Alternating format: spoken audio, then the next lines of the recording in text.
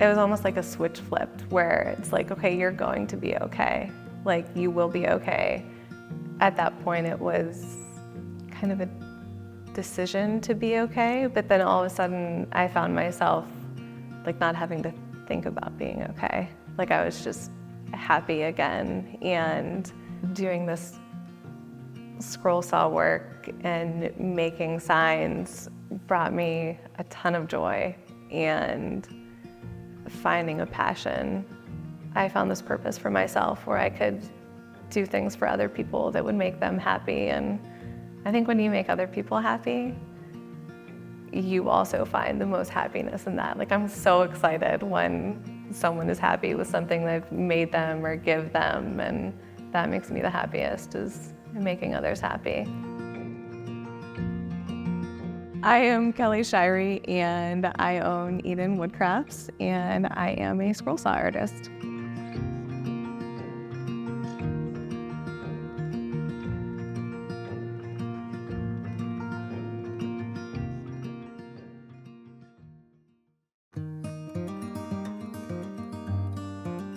Normally when I try to explain to someone what I do, I'm always like, let me just pull out my phone, because I think it is hard to describe. So like, let me just show you. But I'll tell them I make 3D signs.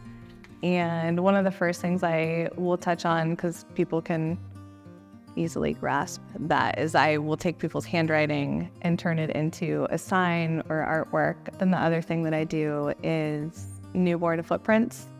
And that's kind of how the whole business started. So those are really special. But I take the newborn footprints that you would get done in the hospital and I make them 3D.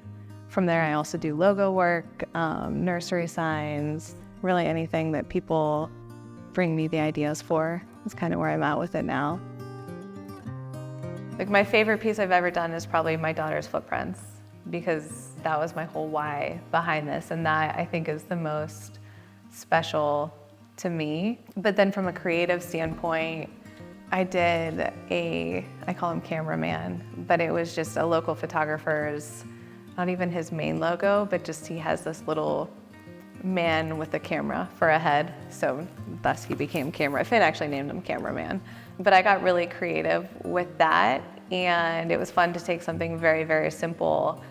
And I met with Liam, was the client, and we kind of bounced around ideas and really, let's have interchangeable lenses, and it just really let me, I don't know, make something more creative and have fun with a logo rather than sticking to like certain rules for how this sign had to be made. It was just creative freedom, take this and make it whatever you want. So that was really fun. I had a lot of fun with that.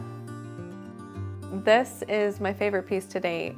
The biggest thing that I liked about it is the client gave me some creative freedom. So he sent me his logo, but then I was able to put my touch on it by like something as simple as changing out what was a red flower in his logo and making it hardwood, which I feel like just fits to my brand more. I also looked at the wall and the space and felt like it suited the area. And then he let me do really fun things like change out the camera lens. I was able to install a magnetic system that lets this change based off the activity that he's doing here. If he has like wedding clients here, or there's a Halloween lens, we kind of have like some seasonal ideas in the works too for it. So I'm in Youngstown, Ohio. I'm technically in Canfield, Ohio, but I was born and raised here. I've always loved it. I never had a strong desire to leave. I think there's a lot of fun areas to visit, but I felt very at home here. Youngstown has a lot to offer and a lot of places that are close to my heart. I would say like Mill Creek Park. I think we're so lucky to have a park like that that's 10 minutes away from here. We're between Cleveland and Pittsburgh, so if you want more of the city life, it's just a quick drive, like an hour either way. My family's here, a lot of friends are here, and it's home. It's not somewhere I ever wanted to leave. I would like to be a full-time maker. Right now, I am a part-time pharmacist. I'm a maker the other part of the time, and a full-time mom, no matter what. So I try to strategize like what can be done with the boys. Like if they're in the garage, I'm obviously not going to be on the table saw or doing anything that's loud. It's the job done. But I might be down in the basement with them doing hand painting. So just trying to plan accordingly and finding things I can do with them and include them in. And it's fun now because they, at least Finn will help me. Like he can help me oil a non-fragile sign and things like that he can do too. So that's been fun to see him start getting involved. Like it might just be, I run out here for 20 minutes before the boys wake up or like an hour after they go to bed. So I think a lot of my work that I do, it's not done in big chunks of time. It's those little 20-minute spots that I can find through the day, which is why I don't get a lot of work done. I don't know, I think the scroll saw is a really nice way for people to lead in to woodworking. Because if someone had put a table saw in front of me and been like, do you want to like find a passion and like learn to love making out of, I'm like, no way. I am not interested in that. I don't want to touch that. So I think just like how would you recommend starting in it? And I think any person that asked me like how to start woodworking, I think I would tell them to start with a scroll saw. Because from there, once you find that passion, all of a sudden you're motivated to learn all the other things to make what you do on that tool better. And I think that's what, as the community becomes more saturated and more people are making, I think being able to take what you do on the scroll saw and then adding all these other, like I said, like putting the like new tool in your back pocket, like, okay, I can use a table saw now, or I know how to use a miter saw. Like that's what will set you apart and allow you to make it as an artist, because you're not limiting yourself to just the one tool, but that one tool is how you will get started.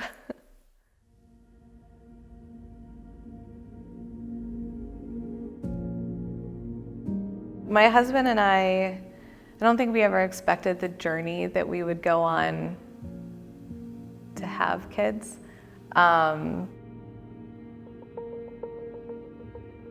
So we started trying, we had a miscarriage, and then got pregnant again, and soon, like the very first appointment, it was like, hey, you're pregnant, like there's a baby, and I don't know, a roller coaster, I would say, where we were so excited, and then the doctor walked in the room and you could just tell like something was wrong. So right away we knew something was wrong. Like I carried Eden through the whole pregnancy, which I think was a shock to everybody. Like there was just a ton of unknown there. So she ended up being stillborn, and that was in 2017. So after that, like over the next year, I had found the idea of the newborn footprints, and I just really held on to that concept, like the idea of having your child's footprints that you once held in your hands, and you kind of, you remember the size of them, but having them where you can like touch them and like put your hands on and just kind of like really bring you back to feeling those. That was just something that I grasped onto. And when I was looking for things that I wanted to like kind of help memorialize her, I'm like, I want this. And the sign was never available to order. Like it wasn't, I tried ordering it for a year, and I'm like, I'm never gonna get one of these. So we were actually, I think we were bringing Finn home from the hospital after he was born. And I hadn't really mentioned it to my husband, but I just showed him like, hey, I've been thinking about this like over the past like year, and I would really like to figure it out. Like maybe we can just make it. And he's like, yeah, we can do that. So after a ton of research, like over the next few months, I was Googling like how to make a 3D sign, how to make a wooden sign. Like I had no clue what I was doing. And I stumbled upon the scroll saw. Nick's mom actually bought me my first scroll saw for my birthday that year after Finn was born. So I started learning on that, and I did not go straight to cutting the newborn footprints because in my mind I wanted that to be a process that was healing and not frustrating. When you're learning something new, there's obviously going to be a ton of frustration, especially something like I had no clue what I was doing with woodworking. I had no idea whatsoever. So I started out with little things. Handwriting was popular, so I started cutting people's handwriting, and then I felt like I was limited by that scroll saw. So I ended up upgrading because I'm like, okay, I'm committed to doing this and making this happen now, so I can get a better saw. So I purchased that and got comfortable with it, and then I finally decided I was like ready to make her sign. And it was a very surreal moment, I would say, like cutting her footprints, and then I just remember like putting them in the palm of my hand and just, I don't know, you just like go back to that day. And even though it makes me sad, like it like brings me joy thinking about like her feet and just being able to remember that feeling a little better than I would without that.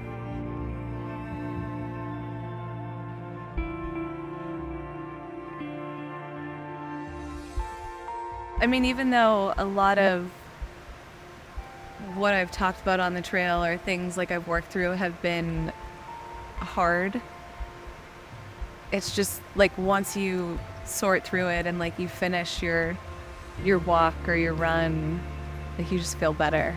So I think like the negative stuff is what you leave on the trail, and that you leave with like a positive outlook on whatever you're going through. And I just think nature does that for people. Like it calms you, it sorts the things that you need to sort out. What helped me the most when I was by myself, I started a journal, and it was a journal, but then it turned into, like I called it my letters to Eden. And I would go into these appointments hoping that we were going to find out like things were better and things were okay, and then they wouldn't be.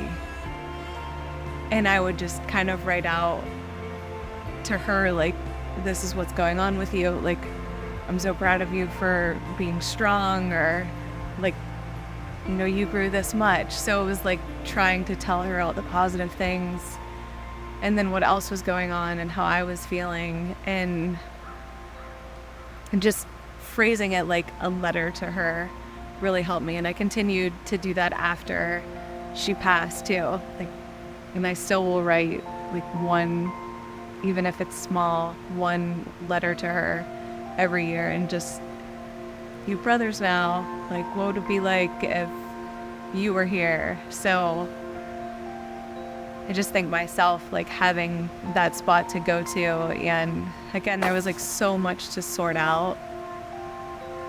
It just helped me keep track of every little thing that went on through that pregnancy. So there was times I took that journal and I would go somewhere like this, and that's where I would write rather than just at home at my house. Because again, being in nature and journaling, I think that was really critical for myself to be able to get through it.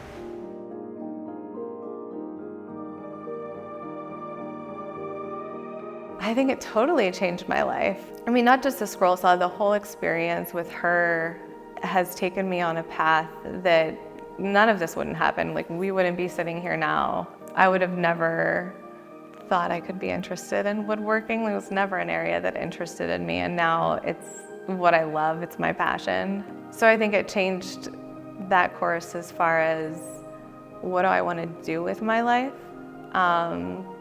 You know, I was in a career, and I guess still am in a career that I don't love. Well, I like the company I work for. I don't love the job itself, and there's no passion. But before her, I never really considered that I should find something that I was passionate about. So I think she kind of brought me to this whole new perspective on, like, how do I want to live my life?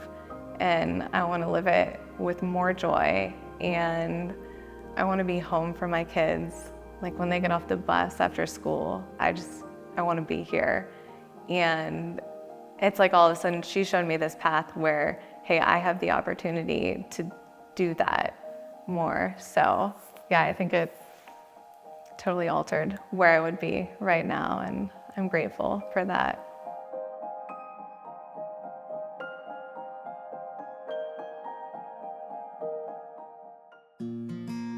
I think the reason I was able to get through that initial learning curve, I would say, 'cause the scroll saw, it's not, now I think it's easy, but it's not, maybe it's like riding a bike where it just seems like, oh, I'm never gonna be able to do this. Like I'm never gonna be able to stay on the line or anything. So that initial like leap into scroll sawing, it's not the easiest time. But I think at that point, determination kind of got me there, where it's like, I know I want to make this, so I'm gonna figure it out and I'm gonna do it.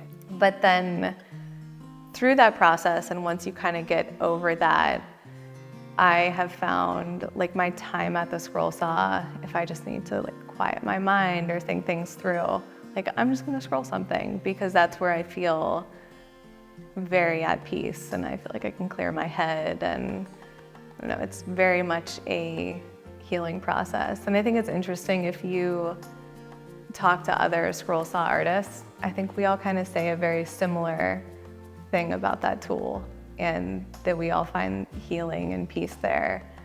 I don't think you find that with a lot of power tools, I don't know. But I think the scroll saw is really special in that aspect, that it's very therapeutic, and it helped me work through a lot, like after losing Eden.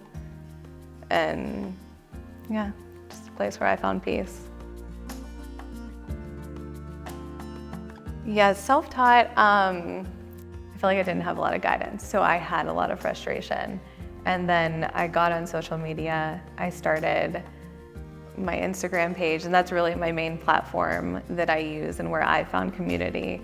And I found other people doing what I do, other people sharing like tips and tricks.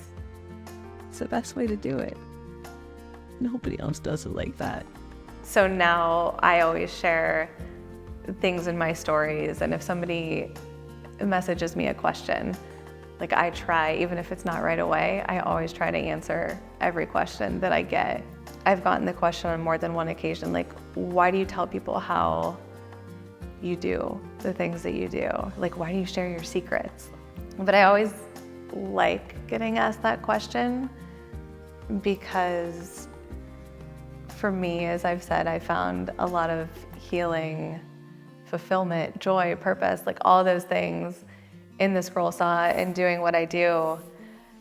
And I would never want someone not to find that. Like if somebody else in this world could find the passion that I have found, I want to do everything I can to help them find it too. Everybody deserves to find something they love to do. And if I can help them avoid the tears and frustration along the way, like, I love that. I'm glad to do that.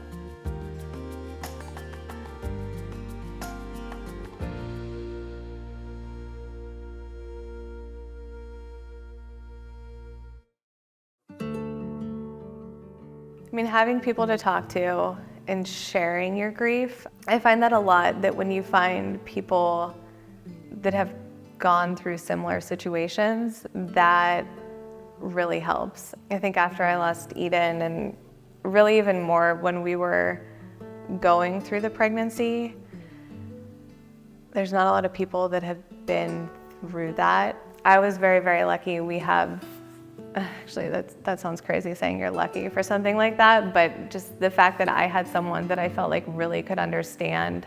Our cousins in Arizona, they had their child, Hudson, and they found out around the 20-week mark that he had trisomy 18.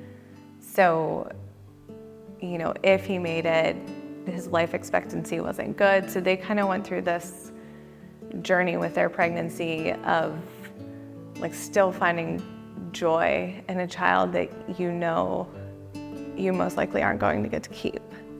And like, how do you handle a situation like this? How do you How do you love something like with all you have when you know that thing is going to be taken away from you? And with Eden, there was a lot of uncertainty with it, but I think we knew ultimately that if she made it, she wouldn't have a long life. I don't know, I always think of that phrase, like loving something that you know you're not going to get to keep, and just like surrendering yourself to that outcome was one of the hardest things I've had to do, but also one of the things I'm most grateful that I did, because when I look back on it, I don't have regrets about the pregnancy. I didn't spend the whole time that I had with her in sorrow. Like, you just choose joy with that person or that baby that you know, like, you only have for a short time, so you make the most of it. And I also find now, like, I'm very open about what we went through, and I've had people reach out where they're like, I don't know anyone else that has experienced this, and I feel so alone. So even if I don't know a person that well, just knowing that people know they have someone that can understand and just listen, and just always helps to tell your story when you feel like people understand. I don't know, there's people out there that have gone through things that can help. From there, back to the business is like working with your hands is always, I think, like incredibly therapeutic. Like, that is where I found the most healing. I might not have been in my darkest place when I started this, but I still wasn't like okay. And I've just found through the process of working with my hands, like when I'm in a bad spot or I'm having a bad day, that I don't know, it just changes the day around and you feel better. So I think there definitely is something to doing something like that. It doesn't have to be scroll sawing. It's like, you could be knitting, you could be coloring, just do something with your hands. And I think that will help more than a lot of things. Then I fight with myself. I say, no, let me sleep. I work too hard. We're at Kebab House. This has become our favorite restaurant. I think the boys feel very welcomed here, and I feel like I can let them be themselves. We love the food, which is the bonus. We really love the food. So I think it's some of the best in Youngstown. And we do dinner together. Unless I'm closing at the pharmacy, we always have a family meal every night, no matter what. So I think that's super important to us, and we're very intentional about having that time together as a family. And it's better when the family meal is out at Kebab House and not me cooking.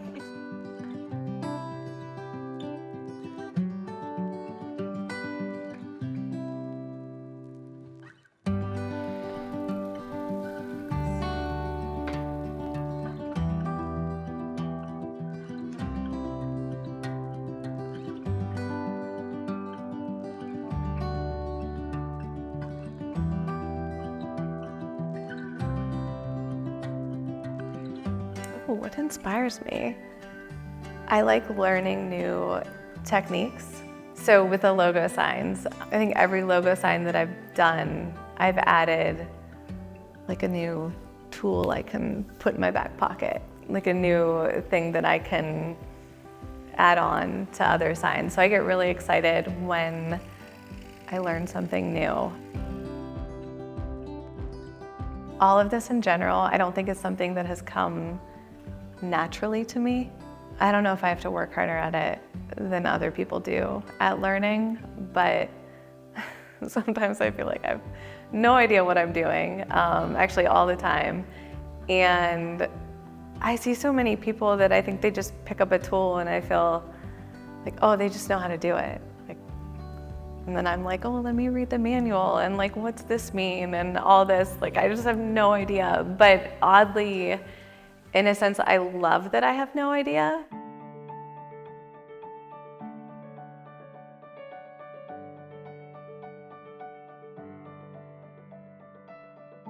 I like being challenged, and even though in the moment when you find yourself being challenged, like, I'm never gonna be able to do this, this is awful, like I ruined everything. And then all of a sudden you fix it and you make it work, or an idea that you had actually comes to life and works out and you're like, oh, those look pretty good.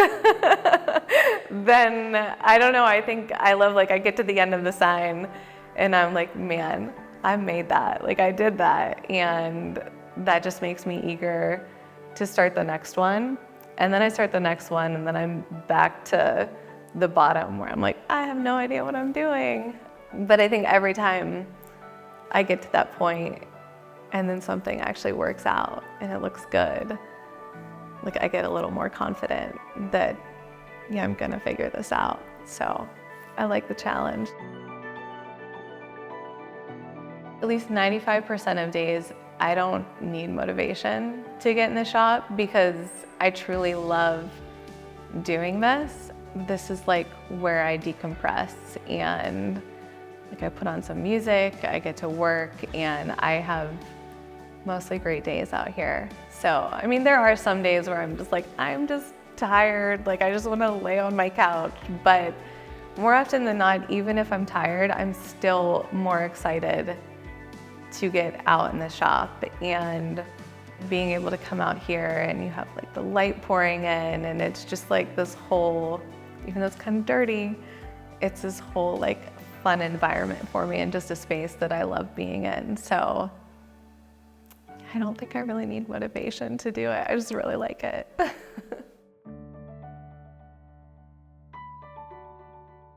I don't really see an end to making. I think as long as I'm physically capable of making, even if I'm not doing it as a business anymore, I still see myself coming out here and with like the old lady on the miter saw, like trying to do it or something. But yeah, it's just brought me so much joy and fun. And even if it ends up, it's not a business anymore, like I still want it to be part of my life. I love being out here. I get so excited. Like when I start my days and I know I have like a good project going, I get like that, like, oh, like I'm so excited. Like I don't know, you just like feel it like oozing out of you. You're just ready to go for the day. So I love doing it.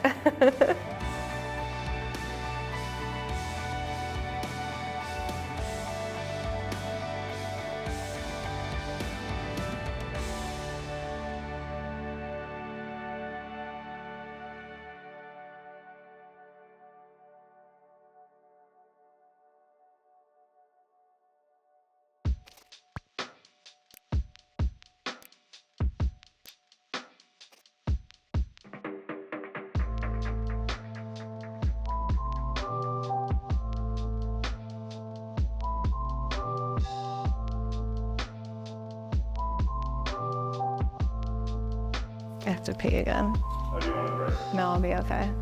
Don't use I have to pee again at the end, okay?